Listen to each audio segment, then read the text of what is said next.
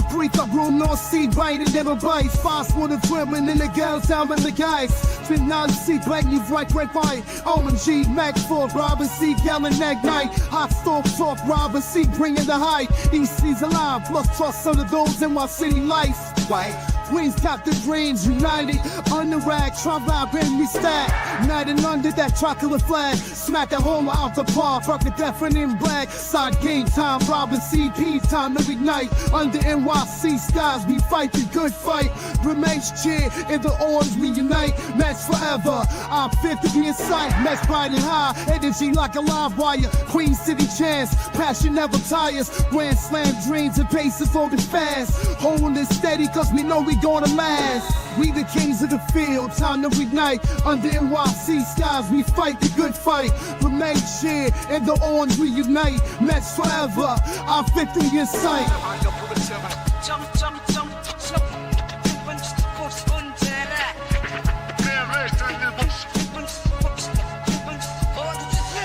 All hearts ignite like NYC stars. Robin CP, guiding even through scars. Queens got the glow, city anthem flows. What's up, Mets fans? Welcome back to another Mets Hot Stove right here on the channels and on X episode 15 of Mets Hot Stove. We are getting deeper and deeper into the offseason, and trades are happening today. It seems like there's more movement today than it was the whole winter meetings. And that has been baseball in a nutshell. And we'll get to everything. And what does the Tucker deal have to do with the Mets? We will get into that in just a little bit. But let's say what up to Chris. How you doing, buddy? What is up? Busy day around the league with the Devin Williams trade and most recently the Kyle Tucker trade. I posted a video on my channel talking about what that could mean for the New York Mets if they could go after a specific ace in the Astros rotation this offseason. As we know, Mets fans are worried about this rotation. I'm sure it's going to be a talking point in this show tonight. Mets Hot Stove Live, Friday night. What a better time. Hopefully everyone had a great Friday and is just winding down for the rest of the evening, tuning into the show. Smash those thumbs up buttons and subscribe, Mets fans. We are here for you guys talking about the latest happenings in the Mets world. We appreciate the support. Let's have a good show. Absolutely. So again, Chris just said it, the Devin Williams earlier today. And I truly believe when I was at work and I saw the Yankees got Devin Williams, I automatically thought they were out on Tucker. And if you saw the John Heyman report, the Yankees were never close to getting Tucker at all.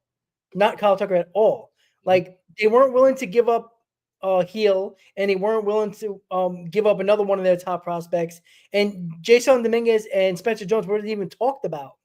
Technically, it would have probably took the two guys that I just mentioned in what is it, Groner Jr., who's one of the Yankees' top prospects, and Heel.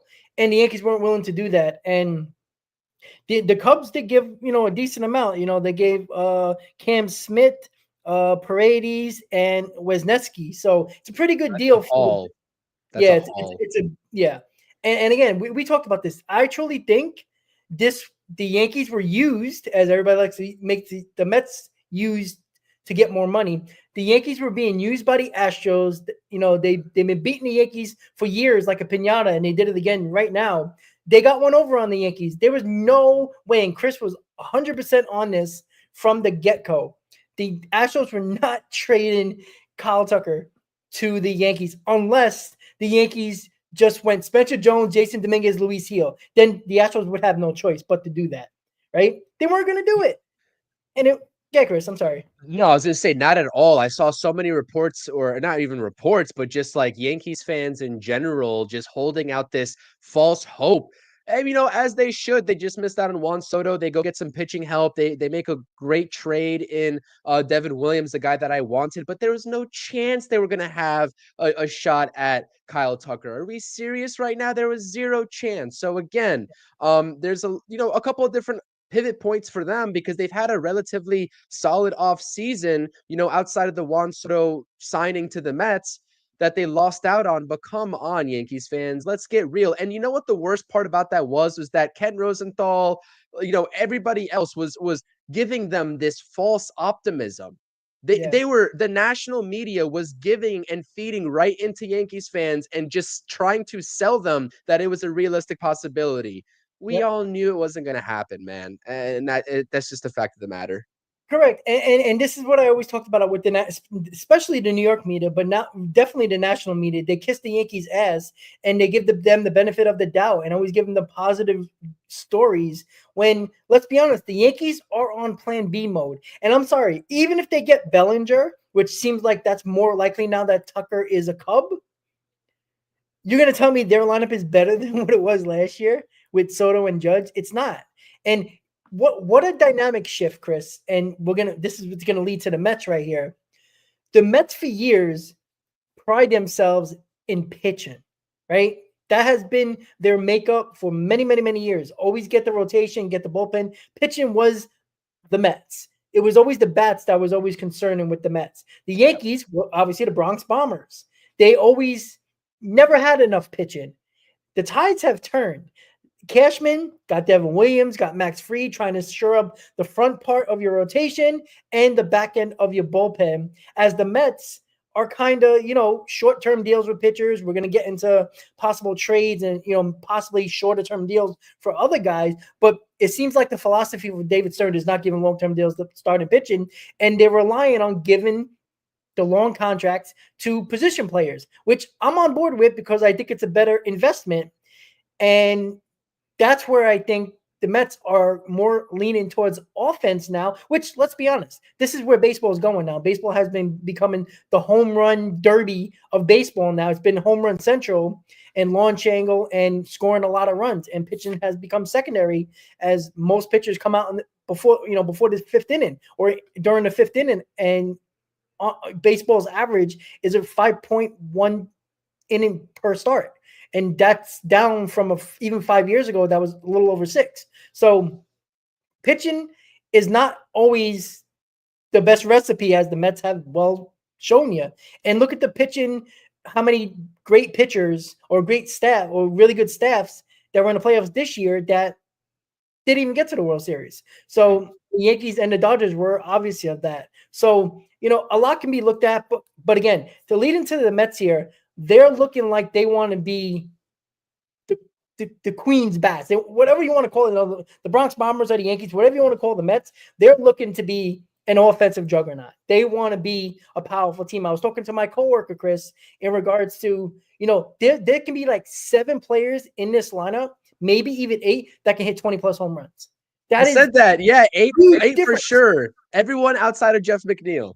Yeah, and that's huge compared to even 3 years ago when Lindor and Alonso were the only one that had 25 plus. Like, that's not good. And to have that many guys now, you're going to score more runs. But again, it comes down to how mediocre or how average is this rotation going to be. And this is where it's going to lead to, are the Astros on the verge of selling Valdez? You got rid of Tucker now. It seems like, why keep Valdez at this point? I mean, it might be better for them to keep him at the trade deadline because he might be the big piece for somebody. But what are your thoughts when it comes to Valdez? Obviously, the Mets are going to probably talk about it. The Astros got a haul for Tucker. I don't know how much Valdez is going to get back, but you think it's going to get a pretty decent amount of prospects going back to the Astros. What do you think? Well, I think it's all dependent on Alex Bregman and his decision, because it's a very hard sell for the Astros to tell their fans that they're still going to compete in 2025 with both Tucker and Bregman gone. And if you make that decision, let's say Alex Bregman walks, he goes, there's still a lot of smoke about the Yankees. There's the Red Sox that are fit and a couple of other teams that could be in on Bregman. The Phillies are always in there in terms of what they might do for their third base option outside of Alec Boehm. So if Bregman walks, it's a very hard sell for the Astros organization to tell their fans right to their faces, we're still going to compete.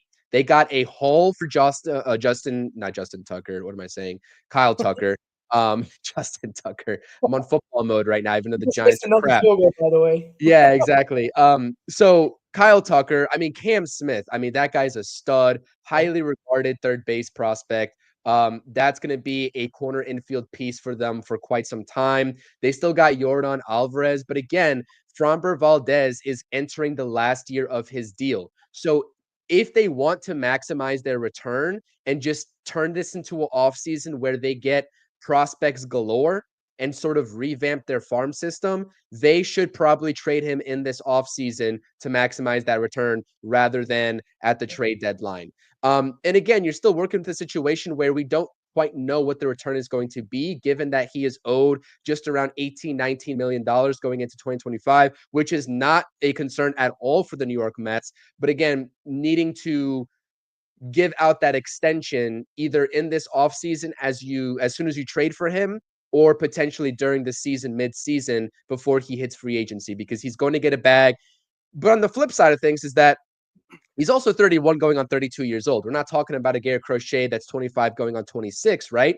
And some of these guys that are entering the primes of their career. This is the prime of Framber Valdez's career. And we've seen that over the past 3 seasons. He was an all-star in 22 and 23. He posted all-star-like numbers in 24, right? You could argue that with those numbers that he posted, he should have been an all-star. It's a no-brainer. David Stearns needs to get on the phone right now and inquire about what the Astros mindset is moving forward post Kyle Tucker trade to the Cubs. It's a no-brainer. Again, I released this video. I said the same thing. I got into a little bit of an outlook of the type of pitcher that Valdez is on my video that I posted quite literally at 3:30. So if you missed it, go check that out. The link's in my description down below if you're in my live chat. But this is, again, if you're going to sell me on a rotation with Kodai Senga and Framber Valdez up at the top and potentially re-signing Manaya, I am all in. That would create a little bit of a, I guess that's 3 lefties right there in a row, right there. So like that would work out 3 and 3 in a 6-man rotation, but that would be awesome. And again, we're not discounting the other names and Cease, Castillo, and whoever, right? Jared Jones potentially being traded, even though I doubt it, from the Pirates. Out of those guys, I can confidently say that Framber Valdez is the best pitcher out of all those names, right? Probably secondary to that, I would pivot, given the controllability, to a guy like Castillo and then Cease, because Cease is in the same boat that Valdez is. He's going to be a free agent after the 2025 season. This is why I'm not hitting the panic button, because there's so many things that the Mets can do. There's so many things that they can do. And that's why I'm so excited. I will say, I know that you are skeptical after what happened in the Garrett Crochet negotiations. I still think David Stearns is going to send over prospects. And you know what? If the Astros are willing to listen, you tell them you have a chance to make things right. After you gave us a haul of Drew Gilbert and Ryan Clifford for Justin Verlander, we'll send one of those guys back to you as the headliner in a Framber Valdez deal. You get it done. Yeah, and make no mistake about it, Valdez is going to cost you. It is. It really, really is. Again, look what Tucker just got. Look what rentals are getting, right? Valdez is what, 16, 17, $18 million. Not a lot, not a ton of money for a top line starter, which he is. And what this also does, guys, and what I want to really make people understand is that what Valdez does for 1 year with the Mets, it gives Sproat to develop another year, or at least most of the year in spring training, where you don't have to rush him up because you don't have enough in your rotation. This is the problem that I thought with Christian Scott, where we seen the potential, but we needed him because we didn't do enough in the rotation, which obviously, it was a, transition year and evaluation year. So Christian Scott was in this rotation based on what we didn't do in the offseason rotation wise. This is the issue that I'm going to have. Like, people are like, oh, bring Sproat up, bring Christian Scott up. These guys have to be good for us to help us to win. We can't waste years, and I keep on saying that. And that's where Valdez, or even Castillo, even though Castillo would be here longer, Valdez is a stopgap, at least for 1 year, where he's going to try to perform his best in a contract year. You might get the best of him in the rest of his career, considering this is his first big contract and only big contract most likely in his career. So it not only gives you a top line starter, it gives Sproat time to develop, and there's no need to rush him if you don't have to. Let him develop into the pitcher we all think he can be, instead of rushing him and, God forbid, getting him hurt like we probably got Christian Scott hurt by doing what we did to him. And I thought that was probably one of the main reasons. But Valdez is an excellent choice. And you brought this up probably a week ago, maybe even longer, about Valdez and what are the Astros going to do. And, I don't think Bregman wants to go back to the Astros anymore. They just traded Tucker. Like, why are you going back there? It's Bregman and Valdez and Altuve, and Altuve's getting up there in age too. So I'd be shocked unless the Astros overpay for him. I don't think he's going back there, Chris. And I mean, maybe this opens up the door for them to go ahead and allocate that money to Pete Alonso and them getting in on the Pete Alonso sweepstakes because they could need a first base. I know they just got Paredes, he could play first base. I understand that, but yeah, I don't know. There's a lot of different avenues, and again, the market for Bregman is such that there are teams that are out there that are willing and probably capable of giving Bregman more money than the Astros can. So again, I agree with you. I wanted to take a quick second to just give the audience a little bit of a background on the type of pitcher that Valdez is, though, because again, he's coming off of a season where he posted a 2.92 ERA, something like that, over 176 innings pitched. As a frontline starter, he doesn't strike out a lot of guys. That's not the name of his game. He is right around league average in terms of the strikeouts, right? And the whiff percentage. It's not going to blow you away if you go look at the Savant page, etc. What he does is he has a upper echelon ability to induce ground balls. He's a ground ball pitcher. He pitches to weak contact, right? 4-pitch arsenal. He's not going to blow you away with a fastball. And again, that's gotten him in trouble at some points when he's in situations where he needs a strikeout, but he's not that type of pitcher. But again, you look at the past 3 years, particularly of body work, right? And a guy that is a workhorse, 200 plus innings pitched, I believe, in 2023, around 198 in 2022. Or maybe I flip-flop those. Doesn't matter. He's out there, he pitches, and he is effective no matter what the style of pitching he implements. Because a lot of these aces, a lot of people are enamored by strikeouts, and I love strikeouts, right? I love strikeouts and the ability to put a hitter away. But Valdez has shown the ability to be a high caliber ace in this league and pitch in really tough situations on contending teams that was the Houston Astros before and do it at a very high clip. So, I hear people in terms of wanting maybe the controllability aspect of a Luis Castillo, knowing that you're going to get a cheap deal AAV wise. But again, I don't think Valdez is going to be asking for 6 or 7 years, given that he's going to be 32 going on 33 at that point at the time of an extension. I think maybe a 4 or 5 year deal suffice for him. I mean, I don't know. That's just my take, but I do think in terms of what we've seen relatively over the past 3 seasons of a sample size, I would take Valdez over any of the guys that I just named. I just want to touch on that real quick. 100% agree. And again, you talked about the strikeout rate, and he's not a strikeout pitcher. He pitches the weak contact. Yep. And, when the Mets had extremely good defense, specifically in the infield, that's a good combination to have. And when you pitch the contact and you're not a big strikeout pitcher, guess what you're going to do? You're going to go deeper in the game because your pitch count's going to be lower. That is what Valdez does really damn well. And you're right. When he needs that big strikeout, most of the time he doesn't get it, but he still gets the outs. And I think we overestimate what strikeouts per 9 really do mean, because Burns' strikeouts per 9 went down a full strikeout per inning. So, but yet his ERA was better, right? I'm worried about ERA. I can care less about strikeouts. Get the guy out by any means necessary. Doesn't matter to me, right? If you strike out one guy during a game, but you went 7 innings and gave up a run, that's a good start. That's a really good start. And I think we overblow strikeouts as the end-all be-all, because there's hundreds of pitchers that throw over 100 miles an hour and have strikeout stuff, but most of them are not good. And some of them are not good. And just because you throw 100 doesn't mean that you can actually pitch. And I think we fall on the wayside of that, and we fall in love with the hard strikeout guy that throws 100, and just strike out guys and blow people away. How does that really benefit your team when he's out in the 5th inning and now you got to use 5 guys out of your bullpen to save a game? It's not a good philosophy.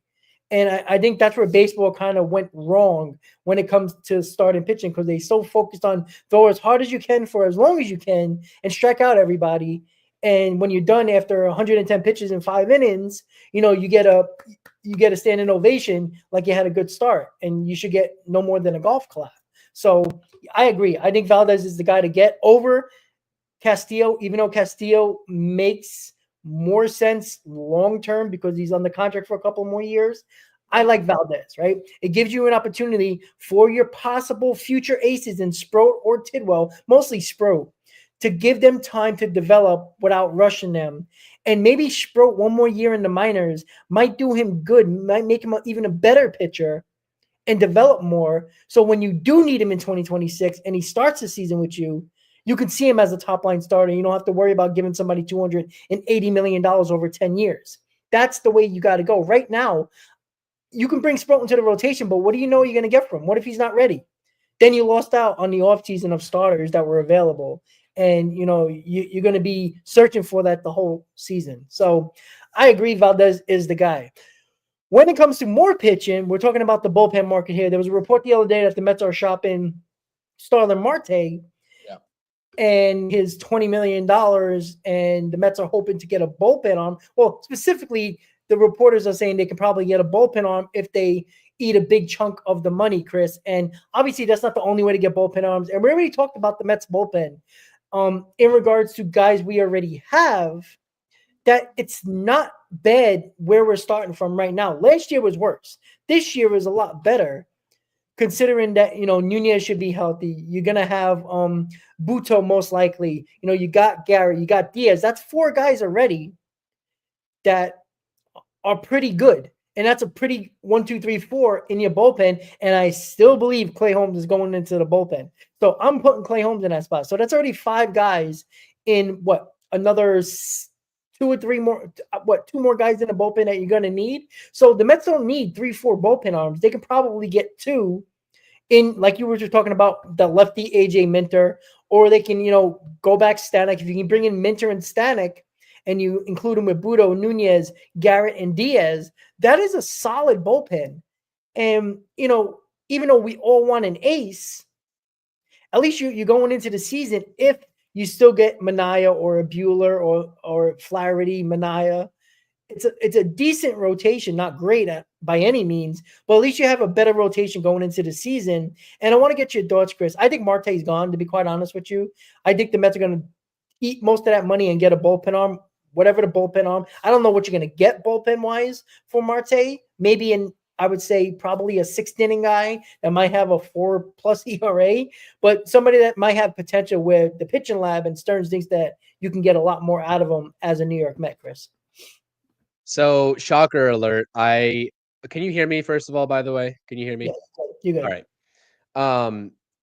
I posted a video about this yesterday too, about Marte and names that could come in return for Starling Marte, right? Especially eating the money, all of it, if not most of it. And I've spoken very negatively about this one player because I didn't want anything to do with him, but I agree with you. You cannot rely on Clay Holmes to just figure it out in the starting rotation. It could be successful, it could not be successful, right? So if you want to provide the most competition in the back end of the rotation as humanly possible, you have a good trade piece in Starling Marte to do so. And there's a team that really wants to get rid of one of their starters that they openly admitted that it was a mistake to sign him, and that's Jordan Montgomery of the Arizona Diamondbacks. Mm-hmm. So Montgomery had obviously an abysmal time in 2024. There's no denying that. He's pitched in New York and he's pitched successfully in New York. He recently has the big game playoff experience, being a World Series champion with the Texas Rangers. I could see a situation where the Mets could take on Jordan Montgomery's contract if they are that desperate for back end help. Again, they got Frankie Montas, they got Clay Holmes, they got Paul Blackburn, right? Are we confident that those guys can get us through a full season in the 5th and 6th spot in your rotation? I don't know. It's way too early for anybody to guess that, right? Let alone David Stearns. So if you want to provide some extra cushion, you could bring in a guy like Jordan Montgomery and just pencil in Clay Holmes as a reliever while also giving him the reps in spring training and early on in the season as a starter, right? That's doable. That's possible. Secondly, is a guy that was a 2-time All-Star, 2-time former All-Star that had a terrible time as well in 2024. Do you catch my drift here? These are guys that had terrible times in 2024, and you're hoping that they are able to get back to form of their previous versions, whether it was 23, 22, 21, what have you, right? And that was the same hope for Jonathan Loizaga. It was the same hope. This time, it's sending Starling Marte back to his old stomping grounds, the Pittsburgh Pirates, for David Bednar. who got pulled of his closing duties after he was so bad in 2024. But guess what? The beauty of it is that he doesn't have to close ball games for the New York Mets. He doesn't have to appear in 8th innings for the New York Mets. He doesn't even have to appear in 7th innings for the New York Mets, because you're going to have Reed Garrett, Daniel Nunez, Edwin Diaz, and potentially Clay Holmes that you trust, all those guys a lot more than a guy like David Bednar coming off of an abysmal time in 2024. So that could be the perfect storm. And oh, by the way, he has controllability one more year after 2025 in 2026 before he hits free agency in 2027. Now, the third name that I threw out there, and again, this video is right on my channel. I probably delve into some more details than I do here. But again, I did talk about it. Alexis Diaz. This would not be a 1-for-1 deal. The Reds aren't stupid. Like we can't treat, those teams like they don't know what they're doing. This guy has 2 years of controllability after 2025. We know he is the brother of Edwin Diaz. We know that he was an all-star in 2023, and we know that he's still young, right? Even though he was also, by his standards, coming off of a down 2024 campaign. So I like all three of these names. Alexis Diaz is going to be a little bit harder to get. Actually, he's going to be a lot harder to get than a guy like Jordan Montgomery or David Bednar. But those are the 3 teams that I realistically see that are fringe wildcard teams, right? The Diamondbacks are competing with, a juggernaut of a team in the Dodgers and their division. The Pirates and the Reds, they have good young cores, but again, are they going to be consistent enough to make the playoffs in 2025? We don't know. And so I see those teams as most likely to go ahead and, swing a deal for Marte. Another team that I was curious about, because forgive me if I'm wrong, we don't really see many trades between these two teams, is the San Diego Padres, excuse me. They are reportedly open for business, like straight up, Rob. And I was kind of curious to get what your thoughts and opinions were on that. They're shopping all of their stars. Like, they're open for business. Cease, Arias, even Machado, right? And so if the Mets pay down all of this salary and he takes up a roster spot for them, maybe they're going in a different direction organizationally. Maybe the Padres would be a good fit in terms of sending some pitching help back. I'm not saying it's going to be Cease, right? There's no world that you're trading Marte as the headliner for Cease, but I'd have to take a good look at their bullpen arms, and maybe they have something to offer. So that's kind of my outlook on the whole Starling Marte situation. But it's about the roster flexibility, Rob. It's not about the money. Starling Marte is a 4th or 5th outfielder at best on a depth chart. He's not a starter, and he's not an everyday DH. We know that. He doesn't have enough power to be an everyday DH. He hit 7 home runs last year. He had a 715 OPS, let alone the injuries that he has under his belt. I know he's good buddies with Juan Soto. I know it's a tough look to trade Marte, while he could have been one of the key reasons outside of money that Soto is now a Met.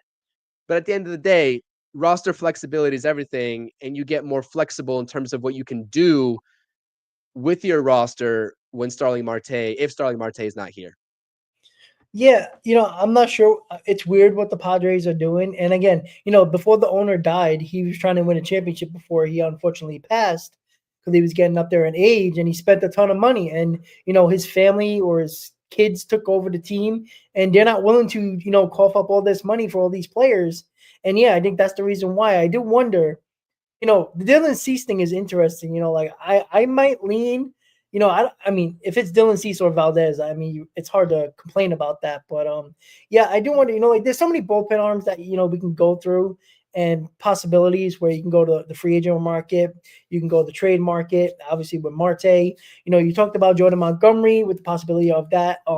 I don't want Jordan Montgomery, to be quite honest with you. I think what you've seen against the Rangers was great, but I just don't trust. There was a reason why the Yankees traded him, and then we had a terrible season with Arizona by signing so late. I don't trust them enough, and again, I honestly don't want more question marks. I'm sick and tired of question marks. And with the bullpen, again, I'm letting David Stearns cook here because I'm not worried about the bullpen. I'm just not, right? Everybody forgets that when it comes to the bullpen, the Mets bullpen basically lost half their arms from injuries in 2024. That was the big reason why we had issues with the bullpen. and trying to figure out who we can get and how to fill so many open spots. You know, within a matter of a week and a half, Drew Smith and Rayleigh went down basically almost the same time. And that's two guys that were in the middle of your bullpen. And that's not including Edwin Diaz not too long after that getting suspended. And it just put a whole bunch of pressure on other guys that weren't ready. And again, we would have never seen Nunez or Buto in the bullpen if those guys never got hurt. So maybe it was a blessing in disguise, but there was other guys other than Nunez and Buto that were the issue, other than Reed Garrett. So I'm not worried about the bullpen. I say let's start. The only thing I'm not worried about with Stearns is the bullpen. I think he can do anything when it comes to if he wants to trade Marte to get a bullpen arm, sign Minter, or get another lefty or bring Stanek back. I'm not too worried about that. We already got 4 guys in our bullpen that I'm comfortable with. I'm more than comfortable with. All you're gonna need is probably 2 or 3 more guys, and you're ready to go. And those 2 or 3 more guys are probably going to be, 6, 7 guys, 5, 6, 7 guys in those innings. So I'm not too worried about that. I think the guys that are already here with Clay Holmes, I think it's already set up to be a good bullpen, or at least the looks of a good bullpen. So I'm not too concerned about that. But what we talked about so far, we talked about starting pitching, we talked about the bullpen, right? Probably right now the 2 biggest needs, mostly the starting pitching. The biggest need is the starting pitching. The bullpen, I think we can, it's not like a ton of bullpen arms are coming off the board here. I'm not too worried about that. Starting pitching I'm still not sure what the Mets are trying to do here. Are they trying to bargain basement the rotation again? I mean, it's looking like that, but I still feel that a top line starter is coming from a trade. And I just feel that way. I know the Crochet, they were asking for Sprode and Williams and probably a little bit more. Again, I don't know if I would have went that far, but then again, I want a top line starter. So I'm looking at the trade market. I don't think Burns is going to happen at all unless, again, Cohen's got to lock Stearns in a room, and Cohen's got to take control like he did the Soto situation. So we'll see. But Stearns is not a guy that gives a lot of money and a lot of years to starting pitching pitchers, and that's just the way it is. And is that a good philosophy or not? I mean, I don't know. He has the money to do so now, so I don't see. There's no issue anymore with that. So the philosophy, if he doesn't get spend on a big line starter, his philosophy is not spending on a top line starter, 7, 8, 9 years. He just don't want to do that. It's just the philosophy of Milwaukee with a cheap owner. It's the philosophy of Stearns. And again, the Milwaukee Brewers made the playoff constantly during Stearns' tenure. So the Mets need to get to that point before we, worry about, championships. Let's make the playoffs. But I don't know if that philosophy actually works, because we haven't seen it here yet in the New York market when you have the money. And I'm not sure, you look, the Dodgers, they know what they needed, right? They won a World Series, but they know they need to start pitching. The Yankees, right? Some can say they might have not needed starting pitching over bats. They have 4 position spots they need to fill. And you wonder, what is the plan? And if the plan is bargain basement for, reclamation projects, then, I'm not going to be on board with it. And it's TBD on if this is going to be successful throughout the year. But I think it's going to lead, Chris, to the trade deadline, where the Mets are probably going to need a top line starter, and they're gonna have to give up the prospects anyway at some point. So why not either pay for Stearns or give up the prospects now? Because at some point this year, at the trade deadline, you're going to have to give up prospects to get a top line starter. It's just the way I'm seeing it. I'm not sure if you're on board with that, or do you think it's a good philosophy or a bad philosophy in your opinion? I still think the Mets are getting a top line starter this offseason. I said it yesterday. I'll say it again. I still think they're going to do it. And we haven't seen a move since the Soto situation, and everyone wants to panic in this fan base. And I mean, you see other teams making moves like the Yankees. Okay, whatever. I just don't understand it. I mean, again, there's a lot of arms available. We just went through all the arms that could be available for the New York Mets, yes, you're going to have to trade prospects. That's a given, right? You can, and I'm willing to do that. Everybody outside of Sproat, any position player that the Mets have is available. I don't care if you're Jet Williams, Drew Gilbert, Ronnie Mauricio, Luis Angel Acuna, anybody's available. Mm-hmm. Because I agree with you. There's no chance you can go into this season while having Senga headlining a rotation. I Even if agree. you go and get a Sean Manaea, you need to trade. I think Stearns will do it. I think that I honestly think until I see otherwise, until we go into the season in 2025 with Kodai Senga as the number one, I am going to continue that this idea. Maybe it's wishful thinking, maybe it's not. And I hope he comes through for me and everybody else, but especially me because I'm defending his honor and name right now in David Stearns. I am. I think he's going to do it. I think we just need to be patient. And what is it? Not even a week has gone by, and we're back to losing our minds after the Juan Soto situation. I cannot fathom it. I don't understand it. Situations are going to develop. The markets will develop. Maybe not free agency, and maybe it's not Corbin Burns, but there's a trade out there to be had. Now, we all have our preferences in terms of who it's going to be, and maybe we end up disappointed with who it's going to be. That I cannot guarantee, right? Because if we go ahead and trade, this is, for example, this is not for certain. If David Stearns was to go and bank on the upside of Jesus Luzardo and trade for him, and somebody looks at his 2024 numbers and is like, really? Are you kidding me? This is what David Stearns is doing. He's back to garbage bin hunting. Okay, that's a different discussion. I don't think that would be the case still, because I think the upside and getting him into this organization that has a knack for developing pitching would be awesome, but to somebody else's perspective that might be different. So again, there's a trade I still feel like that will happen. The type of trade that will happen, that's what I can't predict. So I will go with my original thinking that David Stearns will send the prospects over, but for who, it's anybody's guess. So, we haven't brought the name up yet, but people are bringing it up in the chat. Are the Mets confident that they're going to get Sasaki? I don't know how they could be, considering that he has to choose a team more than they can, convince him.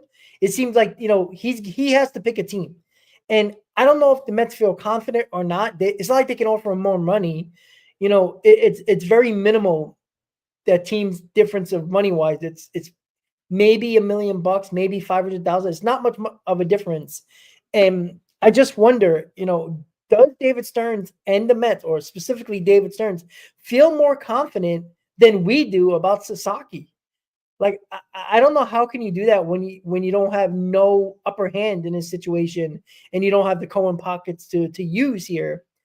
And look, if we get Sasaki, all bets are off. Like, okay, now you can get Buehler, Manaea, you can get Buehler, Flaherty, you can do a lot of different options here, and then Sasaki will obviously be a race. But I don't know. Do you feel like the Mets are confident in Sasaki? I know people are talking about it in the chat. We can go get Sasaki, but that doesn't mean he wants us or many other teams. He has his choice. Like, I don't think we're confident in Sasaki at all. But the way the Mets are going about this right now, I know there's a lot of guys available here. And we talked about the top line starters. One is a free agent and two are trade targets. Do you think they feel more confident in Sasaki getting him?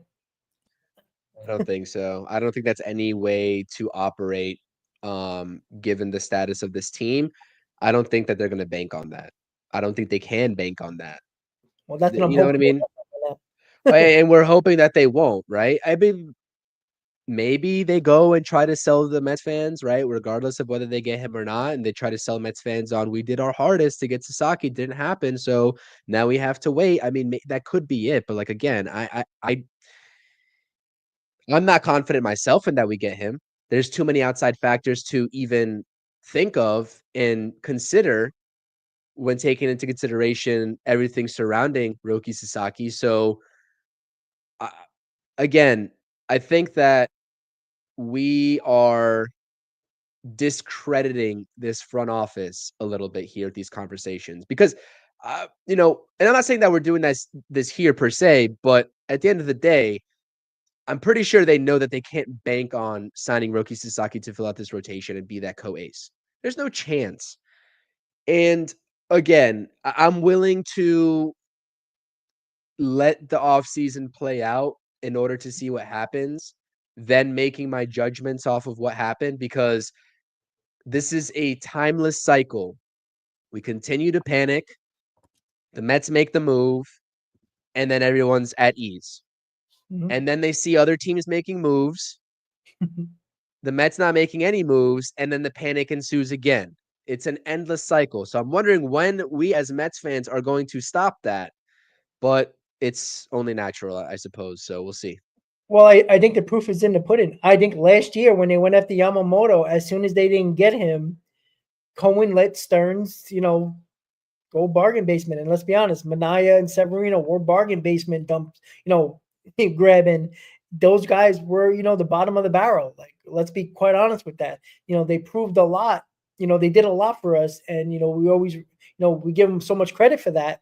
But again, I don't think you can bank on that for next year. And, because they were successful worries me a little bit, where I think they're getting too smart for their own way. I just feel like they're getting too smart for their own good. And I'm not saying that because I feel like Stearns is that type of guy where he feels like something went right. And I'm not saying he's stupid, but it feels like he's seen it go right so well for the starting pitching, specifically Sevy and Manaea, that he thinks he can do that again with Manaea again and Montas. And hoping that can happen again, which again, Manaea was good, but he was an ace for the Mets because the Mets had subpar pitching. That's why. Like, I'm sorry, guys. Like, Manaea was very good. I love the guy.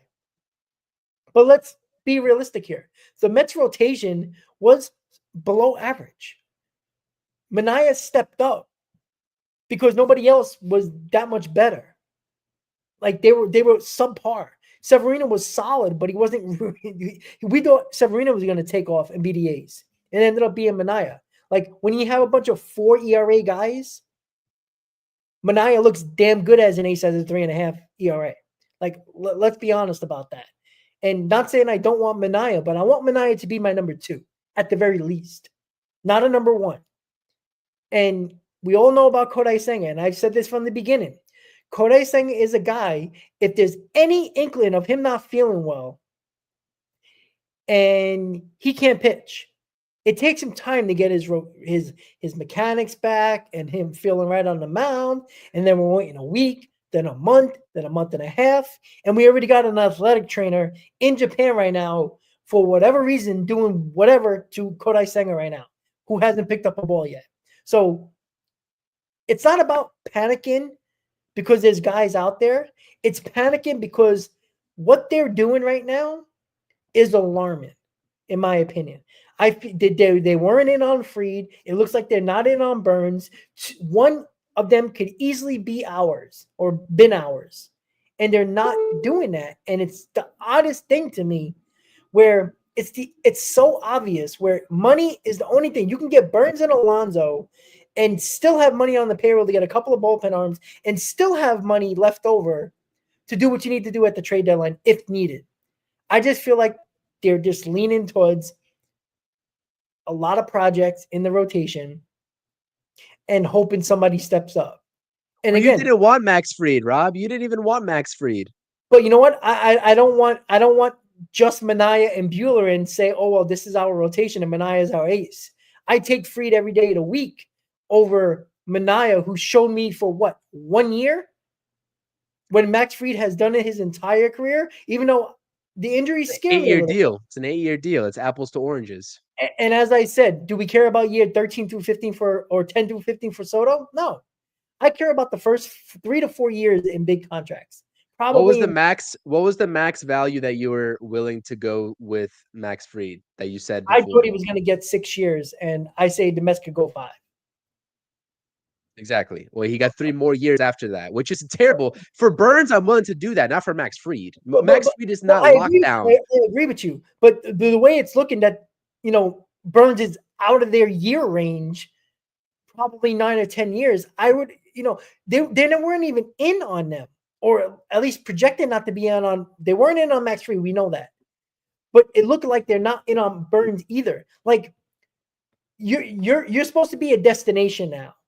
I'm not saying that any player is going to take less to come here, but have a couple of conversations. Make it a little uncomfortable for the other teams going after Burns. Because when the Mets get involved now, teams get uncomfortable because of Steve Cohen. Right? You saw how uncomfortable the Blue Jays, the Red Sox, and the Yankees got. The Yankees went up to $760 million because they got very uncomfortable that Steve Cohen was right around the corner. Make the teams uncomfortable. And that's what I don't understand. Like, they're not even trying. What if you can get them on an 8-year deal and say, if it's between us and Toronto, is another year going to matter or 2 years matters and he's going to go to Canada? Like, haven't we talked about that Canada is not the destination? Toronto is not a destination for players to go to? What if it's us and the Blue Jays and you give them an 8-year 250 or 260 and the Blue Jays offer 10 for 300? Or 10 for 320, whatever it is. Is he going to choose Canada for the extra money or come to the Mets? When there's a lot of uncertainty with the Toronto Blue Jays and what they're going to do with Vlad Guerrero. You know what I'm saying? Like, you might win that battle just by entering it because of the uncertainty of the Toronto Blue Jays, regardless of what they offer. Yeah. That's what I'm trying to say. You know? I hear what you're saying too, because again, at this point, I think both of us have been very adamant that we would both be in on Corbin Burns no matter what. And we would just give him the 8 or 9 year deal that he wanted. Maybe more so 8. 9 is stretching it because at that point he'll be 40 years old. I think he's 31 years old right now. So 8-year deal, the type of caliber pitcher that he is, he's going to be an ace for you, hopefully for the next 5 years. And the back end of that deal, which is what the Yankees are going to be, I guess risking, is that he can slot in as a mid-tier pitcher, if not at worst an SP4 as he ages throughout the course of his career. So I agree with you. Burns is the guy that I do it for. Like, I would definitely 100%, pony up the money and enter those sweepstakes alongside the Toronto Blue Jays. Other team that is probably in on him is the San Francisco Giants. We don't know what their max outlook is for that too, in terms of what they said they were going to do in declining the payroll a little bit versus how much they're actually willing to go in on Corbin Burns after they gave out a pretty large Adames deal. So it's a tricky situation. I mean, that's the one thing that I will say, that if the Mets are truly out on Corbin Burns, and I understand that there's been nothing and nobody linking the Mets to Burns as of yet, I still find it hard to believe that they're not going to do their at least due diligence in his market, even knowing that he's going to get north of probably $250 million. That I can question 100%. Them being out on Max Fried, I can't question. And the same reason why the Red Sox were out on Max Fried and they pivoted to Crochet. And it just so happened that the Mets could not offer up a starting or a package to the likes of the Boston Red Sox. Although, again, you were kind of right in terms of the Mets in not willing to give up Jet Williams. They're not willing to give up Brandon Sproat, but it was also reported that the Mets weren't willing to give up Jet Williams as well in that deal, which shocks me just a little bit. So I hope and perhaps even pray that philosophy does not hold true for the rest of the offseason. I just told you I don't think it will. I'm going to stick by that. But come spring training, if we're still talking about Kodai Senga being at the top of your rotation and nobody there that's a close second, not named Sean Manaea, then we can have different discussions about what the projectability of Kodai Senga is and how confident we can be in him going into spring training and for the rest of the 2025 season. Yeah, and that was eye-opening with the Crochet rumors, because the last we heard, it was the Yankees and the Mets. Then the Yankees got Fried, and then it was the Red Sox after they lost out on Fried. Now it was the Mets and the Red Sox, and we both said on the last hot stove that the Red Sox have a better farm system and have better ways to go about it for the White Sox to take the Red Sox offer over the Mets offer. And then we find out the Mets weren't even top 4 finalists in the possibility of trading for Crochet, and they weren't willing to give up Sproat and Williams, which is your number 1 and number 2 prospect. 1 and number 4 prospect. But you can't. Again, this doesn't make sense to me, right? I could see not wanting to give up Sproat, But you have Acuna and Mauricio, right? Two of them could be traded, and you're still fine if you're going to use Mauricio at second or wherever. Even if you want to trade Mauricio and you keep Acuna, right? There's options. You could trade two of those guys and still be okay in that farm system in your middle infield. Even if you can give the best one available, or whatever team, say pick one, whichever one, any of the three. Those guys should not be untouchable. And at this point, as much as I probably don't want to give up Sproat, I'm sorry. Like, I'm not saying you had to do it with Crochet. And, maybe it was a little outrageous that they wanted Jet Williams, Sproat, and maybe, I don't know, maybe a Mauricio too or something like that. Maybe that's rich. I understand that. But again, what is the difference doing it in the offseason when you're probably going to have to do it at the trade deadline if the Mets are going to go down this route of middle rotation guys that you're hoping one of them, become a top line starter? You know what I'm saying? Like, I don't see the difference. And if he's not willing to do it now, when it's probably the easiest to do it, when more guys are available, because we know this, starting pitching at the trade deadline is a dime a dozen. The top line starters that are going to be available are the guys that we're talking about now that won't be traded in the offseason. So that means if the three guys we're talking about, or the two guys we're talking about, Valdez and Castillo, say Valdez gets traded to wherever, not the Mets. That means Castillo, hopefully the Mariners are not good, because if they're good, that means Castillo's off the board. So say if Castillo is the only one on the table at the trade deadline, now we have to fight with other teams that want to start in pitcher. And now we have to contend for one guy instead of all the guys that could be available, which was Crochet, Valdez, Castillo, and possibly Jones and Keller from Pittsburgh. Like, the philosophy makes sense when you look at it from afar, but when you peel the layers off, Chris, it's not a good philosophy at all. You're setting yourself up to be in a real position where you're going to have to give them up eventually, and you might actually have to pay more because of the competition. I think we're just not seeing eye to eye in terms of what David Stearns is actually willing to do this offseason, because, again, it's December 13th and we have a whole entire month left of what he's going to do. I think that you're projecting out, and a lot of people who don't believe in David Stearns are projecting out that he's not willing to do that for other pitchers at a lesser scale. And I am willing to take the chance that he is going to do it. And I guess I could be wrong. I've been wrong plenty of times. And we could go into 2025 with Kodai Senga, and we could wait at the trade deadline, and you could be right, in which I will tell you that you are right, but I'm willing to give him at least another month to try to figure this out. I am too. It's just, the philosophy seems like that might be it. But again, there's a lot to go on here until we see what happens. And hopefully it does happen. So we'll be a lot more happier like we were when we got Soto. Absolutely. All right. Big bats, is that coming next, right? Juan Soto brought it up in his press conference that, Cohen promised him, protection in the lineup or another, spending money. And that obviously entailed to a big bat. And obviously the big bat most people want is Pete Alonso coming back. And that seems like the direct route of adding that bat to the lineup. And again, you could do a lot worse than Pete Alonso, right? Pete Alonso, we're hoping is going to be better, right? I think we're all hoping that he can be better, right? And you said, put Soto behind Pete Alonso, give him that protection. Maybe you'll see better pitches, right? Who knows? So, big bat wise, is there anyone other than Pete Alonso? Say if the Mets don't get Pete Alonso or don't like the price of Pete Alonso, and they pivot to a Christian Walker, or a Yandy Diaz trade for him, or maybe a stopgap guy for 1 year, and get another big bat. But where is that coming from position player wise? Because the Mets are kind of locked up in a lot of positions.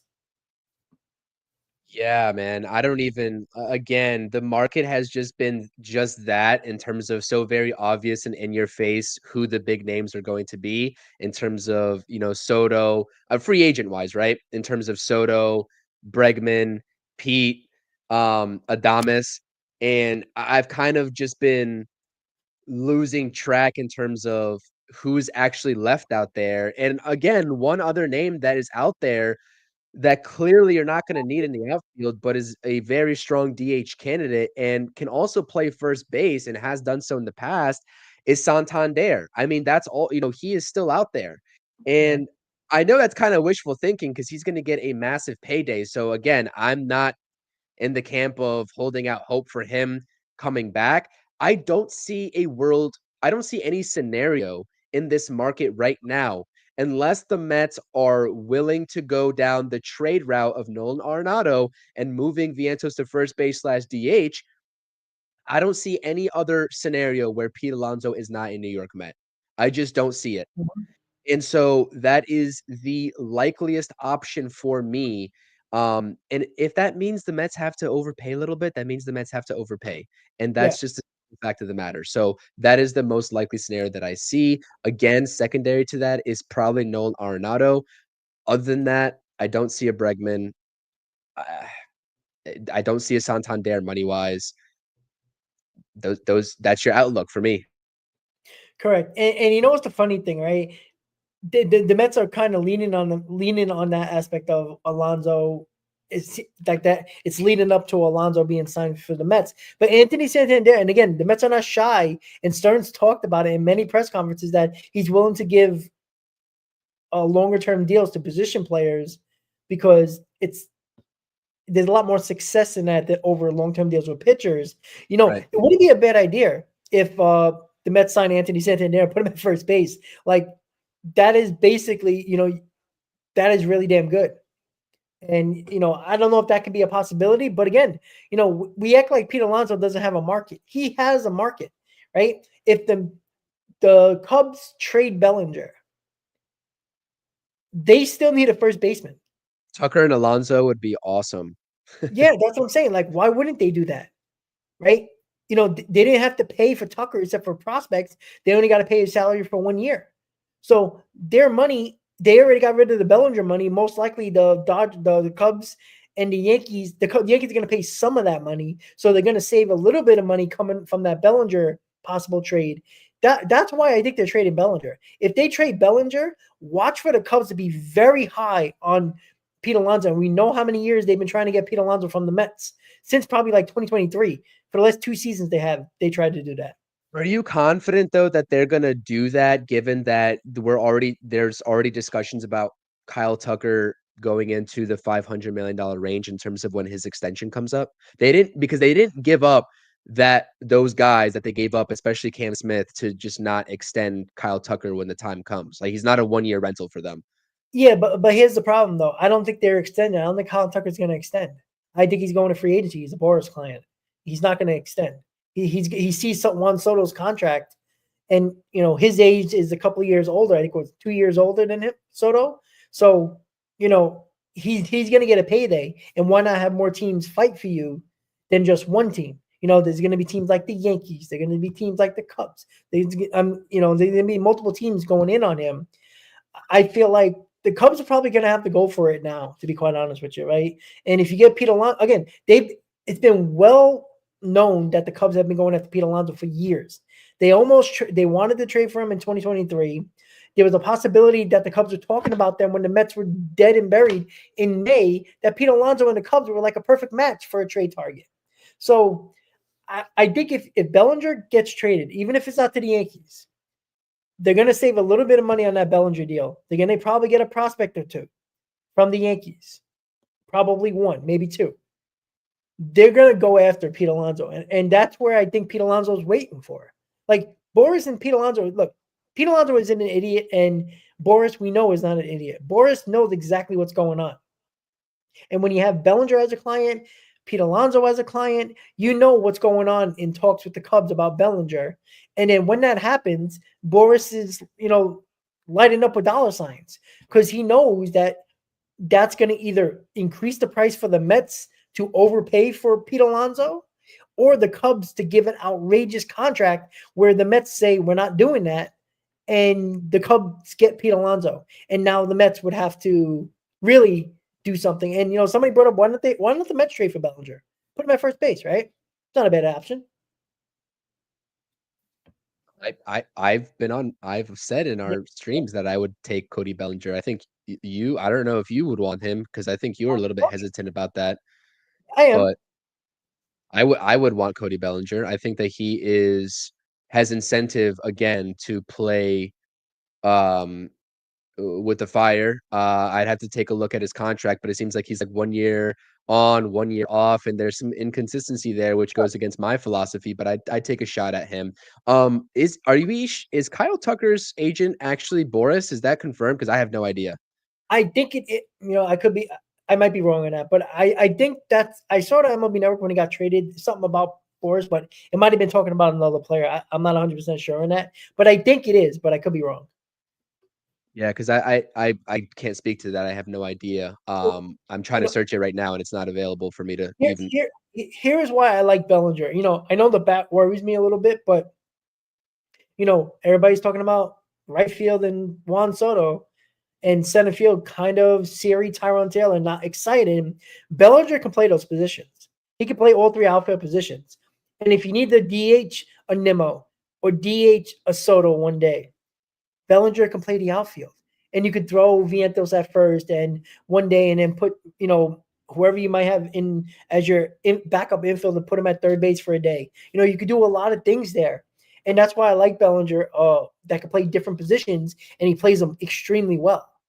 He's a really good defender in the outfield in any position, and he could pick it at first too. He's a good first baseman as well. Now, I'm not going to say he's going to hit 35 plus home runs like Pete Alonso will, but again, when you got almost 8 batters in the lineup, 7 batters if you don't count Alonso, that can hit 20 plus home runs, maybe even 25 plus home runs, guess what?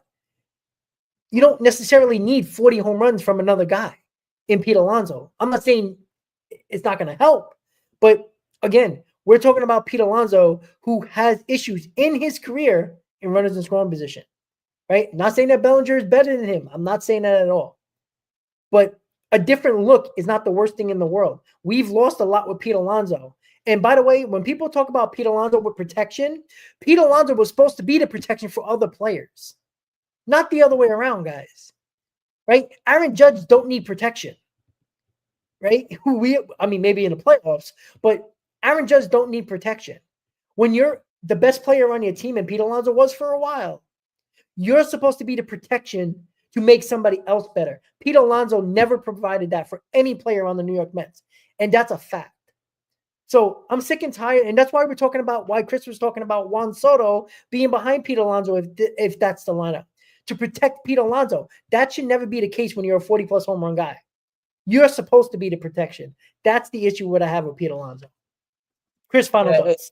No, yeah, and I still think Pete Alonso can be that guy. Again, if you re-sign Pete Alonso, I have no doubt in my mind that opening day he's probably hitting behind Soto. But if we get into a 2024 situation 2.0, I think the easy remedy is Soto behind Alonso. And again, I think in terms of likeliness, Alonso just seems like the best fit for what the Mets need right now. And it just seems like it's it's destiny, right? So to speak. And that's just going beyond the homegrown aspect of it. It just is situationally. So I'm not ruling out the Mets trying to take a swing for Arenado because you can get him for cheap. You'd have to pay the rest of the deal, and you could probably make Brett Beatty one of the headliners because they're losing a third baseman. It makes sense to add a third baseman with the youth aspect of Brett Beatty. But, I think that really, if you want to make your lineup as strong as possible and not bank on Arenado turning his numbers around, I think Alonso is just the guy to get. So those are my final thoughts. Again, I got to get out of here. It's Friday. We got some plans. We wanted to get you guys an early show.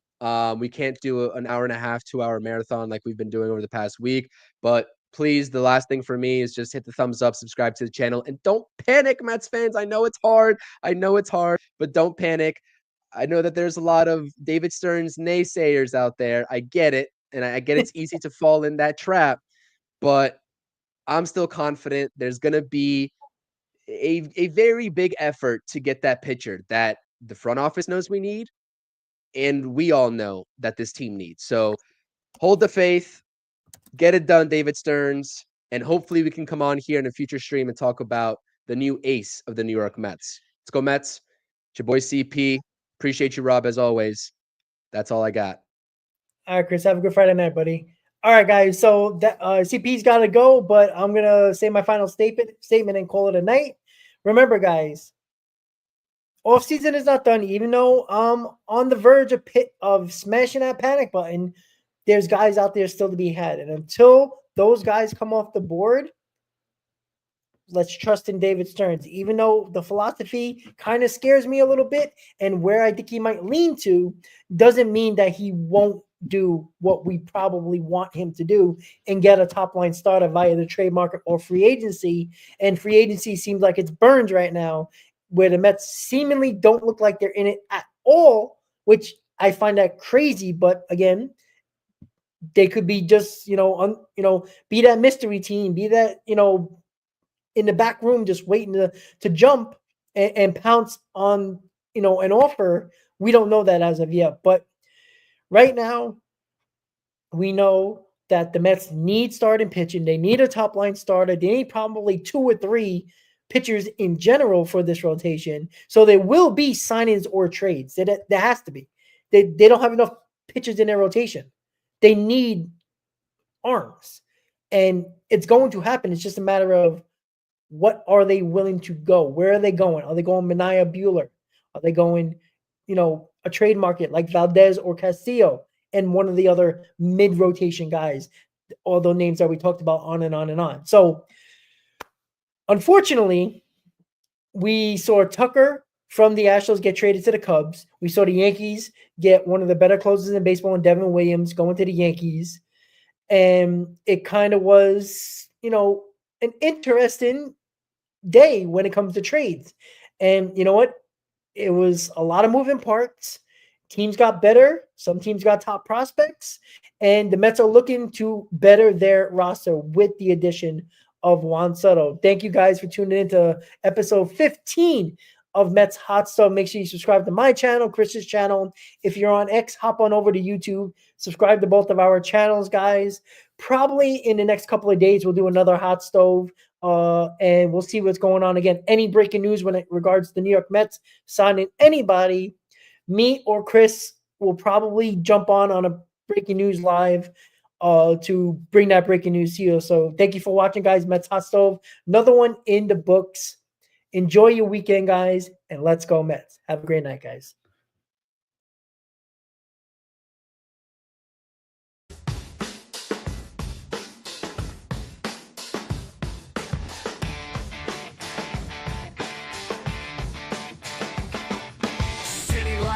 Dead of night, full of echo. Concrete jungle, dreams bust to grow.